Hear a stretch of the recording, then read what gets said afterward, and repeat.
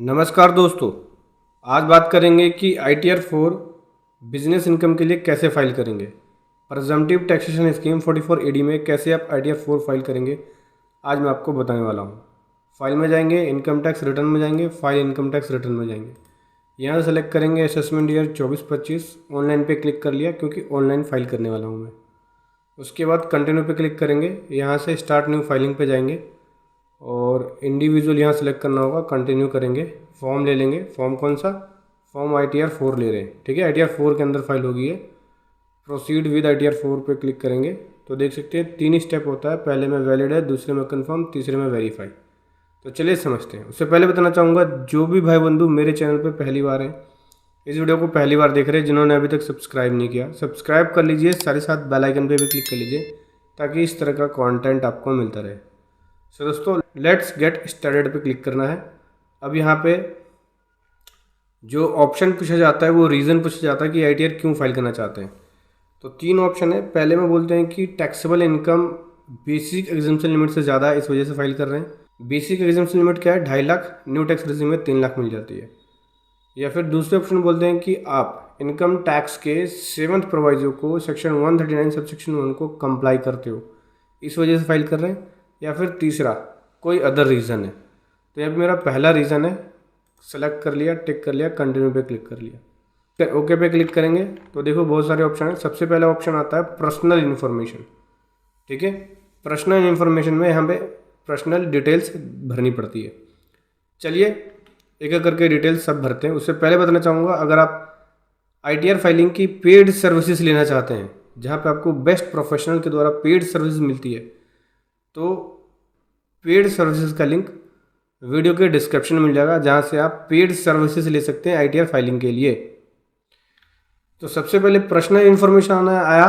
Personal information के अंदर देखो बेसिक डिटेल होती है। उसके बाद यहाँ पे नीचे ऑप्शन पूछते हैं कि नेचर ऑफ एम्प्लॉयमेंट क्या है, तो यहाँ पे ले लिया अदर्स। रिटर्न कौन से सेक्शन फाइल कर रहे हैं? सेक्शन 139 सबसेक्शन 1 के अंदर फाइल कर रहे हैं, ठीक है। उसके बाद बोलते हैं कि क्या आप न्यू टैक्स रेजिम से ऑप्ट आउट कर रहे हो। ऑप्ट आउट का मतलब न्यू टैक्स रेजिम से बाहर हो रहे हो। अगर न्यू टैक्स रेजिम से बाहर हो रहे हो तो आपको येस करना है और within the due date file किया है तो येस पे क्लिक करेंगे। जैसे ही येस पे क्लिक करोगे आपको क्या करना होगा, यहाँ पे डेट ऑफ फाइलिंग, इसके लिए जैसे ही आप न्यू टैक्स रेजिम से बाहर होते हो तो एक फॉर्म होता है, फॉर्म 10IE है, ये फाइल करना होगा। इसको कैसे भरना है, कैसे फाइल करना है, इसका लिंक वीडियो के डिस्क्रिप्शन में मिल जाएगा, वहाँ जाकर देख सकते हैं। या फिर चैनल पे भी आपको देखने को मिल जाएगा। और अगर आप न्यू टैक्स रेजिम में ही रहना चाहते हो तो नो पे क्लिक कर देना, आपको ये फॉर्म भरने की जरूरत नहीं पड़ेगी। बस ये होता है कि ओल्ड टैक्स रेजिम में आपको डिडक्शन से मिल जाते हैं, ATC ATD जितने भी डिडक्शन होते हैं सभी डिडक्शन मिलेंगे, लेकिन न्यू टैक्स रेजिम में डिडक्शन नहीं मिलेगा। ओल्ड में मिल जाएगा, न्यू टैक्स में नहीं मिलेगा, ठीक है। नो पे क्लिक कर लिया। उसके बाद नीचे बोलता है कि क्या ये रिटर्न जो है रिप्रेजेंटेटिव SSC द्वारा फाइल हो रही है, नहीं। नो पे क्लिक कर लिया। आगे कन्फर्म पे क्लिक करेंगे तो पहला इन्फॉर्मेशन ओके हो गया। पर्सनल इन्फॉर्मेशन को कंफर्म कर दिया। अभी ग्रोस टोटल इनकम की बात करें तो अब ग्रोस टोटल इनकम के अंदर पूछता है इनकम बता दो। सैलरी से कोई इनकम है तो उसकी डिटेल पूछता है। सैलरी से मेरी कोई इनकम नहीं है, इसलिए कंटिन्यू पे क्लिक कर दिया, ठीक है। इनकम फ्रॉम सैलरी 0 है। इनकम फ्रॉम हाउस प्रॉपर्टी ये भी 0 है। Income from business and profession, हाँ यहाँ पे मेरी बिजनेस एंड प्रोफेशन से इनकम है तो ऐड डिटेल्स पे क्लिक करूँगा। और देखो बिजनेस एंड प्रोफेशन में बता दूँ मेरी इनकम क्या है। देखो ये है मेरी balance sheet, profit and loss account और बैलेंस शीट। एक्चुअली यहाँ पे जो SSC है उसका सिलाई सेंटर है खुद का, स्टिचिंग का काम भी करते हैं और सिलाई सेंटर है, सिखाते भी हैं, ट्रेनिंग भी देते हैं। तो देख सकते हैं ये बैलेंस शीट बना हुआ है। पहला है प्रॉफिट एंड लॉस अकाउंट, दूसरा है बैलेंस शीट। तो ये आपको बनाना होगा, इसी की डिटेल्स यहाँ जाएगी। तो सबसे पहले नेम ऑफ बिजनेस, बिजनेस का नेम देना होगा। तो बिजनेस का नेम यहाँ से मैं कॉपी कर लूँगा। बिजनेस का नेम कॉपी कर लिया। अभी बिजनेस का कोड बोलेंगे, भाई बिजनेस का कोड क्या है। तो बिजनेस के कोड में मैं ले रहा हूँ अदर सर्विसेज में लूँगा, जिसका कोड होता है 21008। सो दोस्तों बिजनेस की डिटेल देने के बाद यहाँ पे बिजनेस की डिटेल दे दी, ऐड कर दिया। अब उसके बाद यहाँ पूछते हैं कि ग्रोस टर्नओवर या ग्रोस रिसीट्स क्या है, ठीक है। अब ध्यान रखना 3 करोड़ तक की लिमिट मिल चुकी है सेक्शन 44 AD में। अगर आपकी ट्रांजेक्शन कैश में 5% से ज़्यादा नहीं है या 5% है, 5% है या 5% से कम है, तो उस केस में 3 करोड़ तक की टर्नओवर को आप 44 AD में कवर कर सकते हो। 3 करोड़ तक का बिजनेस है तो 44 AD में जाके अपनी इनकम को दिखा सकते हो, ठीक है। यहाँ पे देखो 11 लाख की यहाँ पे सेल है, मतलब ग्रोस रिसीट्स है 11,84,154 की। तो यहाँ पे डिक्लेयर कर रहा हूँ मैं, और ये सब रिसिट्स जो है वो कैश में है।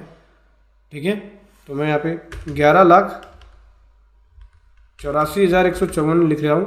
ठीक है, तो इसका हम लोग देखो यहाँ बोलते हैं कि बी का आपको इसका हमें 8% दिखाना होगा। ठीक है, नेट प्रॉफिट, तो प्रॉफिट मैंने 628,273 दिखाया है।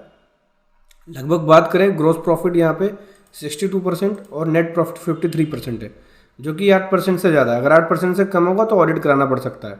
और अगर आपकी बैंक सिस्टम के थ्रू होती है, ऑनलाइन होती है या बैंकिंग सिस्टम के थ्रू होती है, तो 6% दिखाना होता है। ठीक है, इससे कम नहीं दिखा सकते। तो मैं यहाँ पे 8% से ज़्यादा दिखा रहा हूँ, क्योंकि मेरी जो नेट प्रॉफिट है, मेरा जो नेट प्रॉफिट है वो 53% है। तो यहाँ पे दिखा रहा हूँ मैं 628,273। ध्यान रखना, न्यू टैक्स रिजीम लिया हुआ है मैंने फॉर्म 10I फाइल नहीं किया, ओल्ड टैक्स रिजीम में नहीं हूँ, तो मैं 7 लाख तक की इनकम को दिखा सकता हूँ बिजनेस इनकम के अंदर। ठीक है, इसलिए 628,273 दिखाया है मैंने, जो कि 7 लाख से कम है। 7 लाख से अबव जाने पे टैक्स बन जाता है, 7 लाख से कम रखने पे टैक्स नहीं बनेगा। ठीक है, तो 628,273 का दिखाया हमने। यहाँ पे ऐड पे क्लिक किया, ऐड पे क्लिक करने के बाद मेरी बिजनेस इनकम आ गई 628 की। मेरे पास डिडक्शन वगैरह नहीं है। देखो, जिसके पास डिडक्शन है उसके लिए तो बेनिफिशियल है कि ओल्ड टैक्स रिजीम में रह जाए, और जिसके पास डिडक्शन नहीं है उसको न्यू टैक्स रिजीम में जाना होगा। तो 628,273 ले लिया, कन्फर्म पे क्लिक किया। कन्फर्म पे क्लिक करने के बाद डिस्क्लोजर एंड एग्जम्प्ट इनकम्स की बात करता है, तो डिस्क्लोजर वाले ऑप्शन पे क्लिक करते हैं। सबसे पहले डिस्क्लोजर में फाइनेंशियल पर्टिकुलर्स की डिटेल्स को मांगता है, तो फाइनेंशियल पर्टिकुलर्स की डिटेल्स को ऐड करेंगे। ऐड डिटेल्स पे जाके फाइनेंशियल पर्टिकुलर्स में क्या क्या आता है, बैलेंस शीट की डिटेल्स जाती है, देख सकते हैं। सबसे पहले यहाँ पे पार्टनर कैपिटल या मेंबर कैपिटल के बारे में बात करता है, तो ये बैलेंस शीट। यहाँ पे कैपिटल अकाउंट ये है 793,459, तो ये लिख लिया हमने। लिख लेता हूँ मैं 793,459।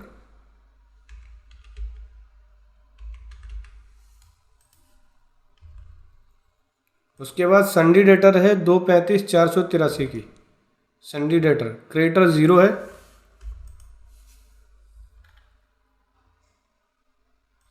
इन्वेंट्री भी 0 है, इन्वेंट्री को 0 कर लेते हैं।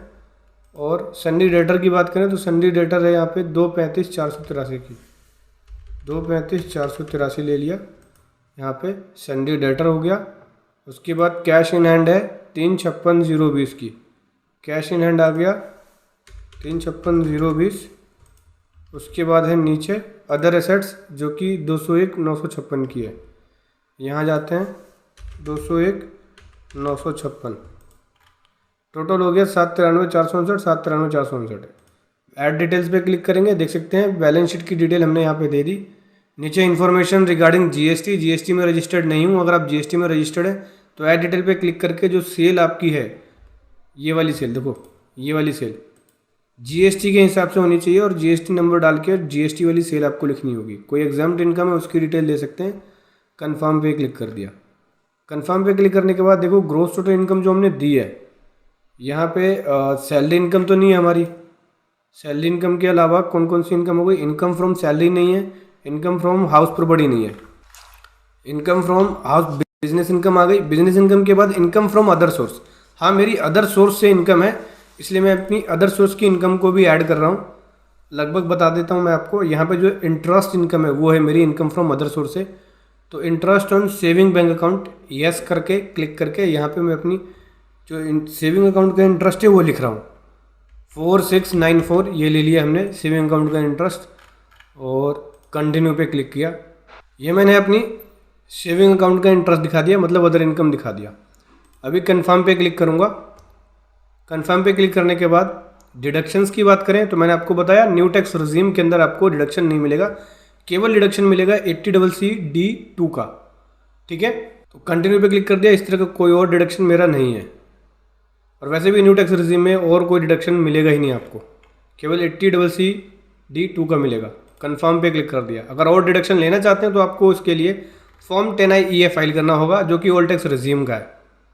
टैक्स पेड इन्फॉर्मेशन में आए तो अगर आपका कोई TDS कटा है, TCS कटा है, तो उसकी डिटेल दे सकते हैं। तो मेरा कोई भी TDS नहीं कटा है, इसलिए कन्फर्म पे क्लिक कर रहा हूँ।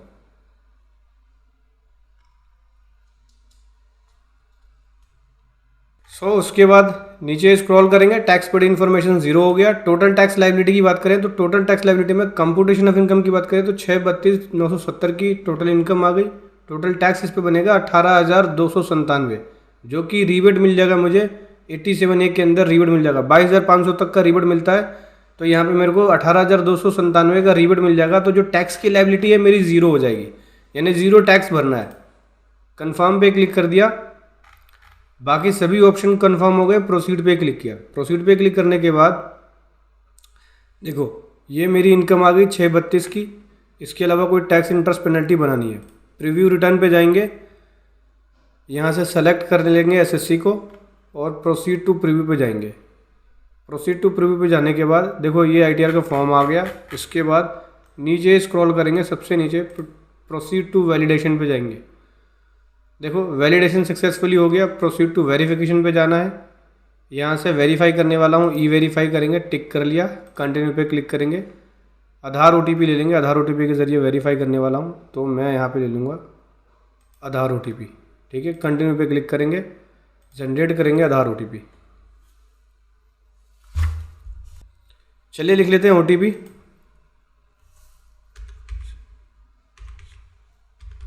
ये ओटीपी लिख लिया। वैलिडेट पे क्लिक कर देंगे।